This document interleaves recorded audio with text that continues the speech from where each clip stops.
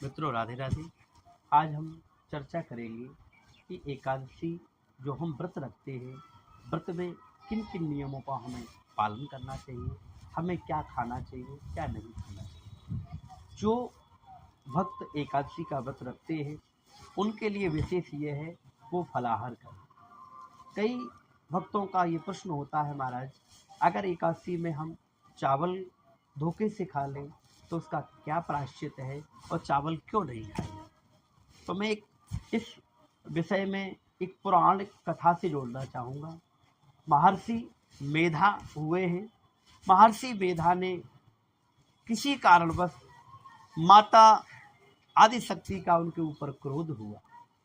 अब उस क्रोध से बचने के लिए महर्षि मेधा ने अपने शरीर का परित्याग कर दिया।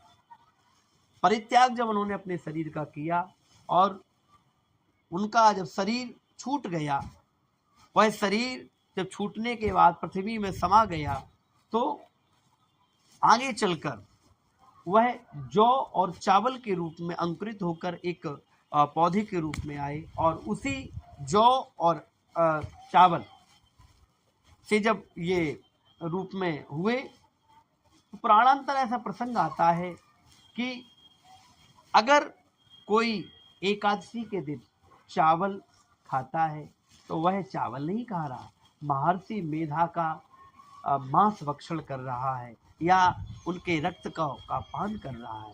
इसलिए शास्त्रों में वर्णित है एकादशी के दिन चावल को नहीं खाना चाहिए।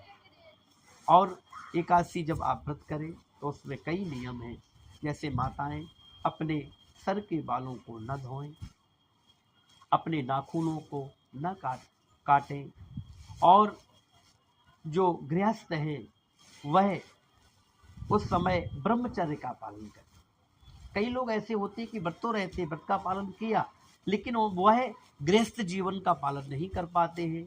और कुछ क्रियाएं ऐसी होती, व्रत में ब्रह्मचर्य का पालन करना चाहिए। जब आप ब्रह्मचर्य का पालन करेंगे तो आपका व्रत उत्तम व्रत माना जाएगा। नियम संयम होना बहुत जरूरी है, इसलिए आप एकादशी का व्रत रखें। हर महीने में 2 बार एकादशी आती है, कृष्ण पक्ष की और शुक्ल पक्ष की। इस एकादशी व्रत में आप एक दिन पहले से ही अन्न शाम के समय न खाएं और चावल तो बिल्कुल वर्जित ही है, चावल को तो खाने नहीं चाहिए।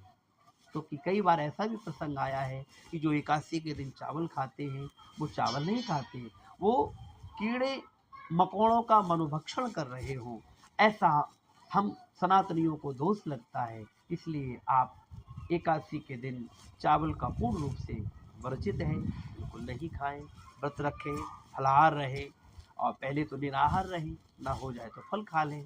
फल से भी काम न चले तो खीर इत्यादि साबूदाने की बनाकर उसको पा सकते हैं और भगवान का पूजन अर्चन करें, भगवान नारायण का ध्यान करें।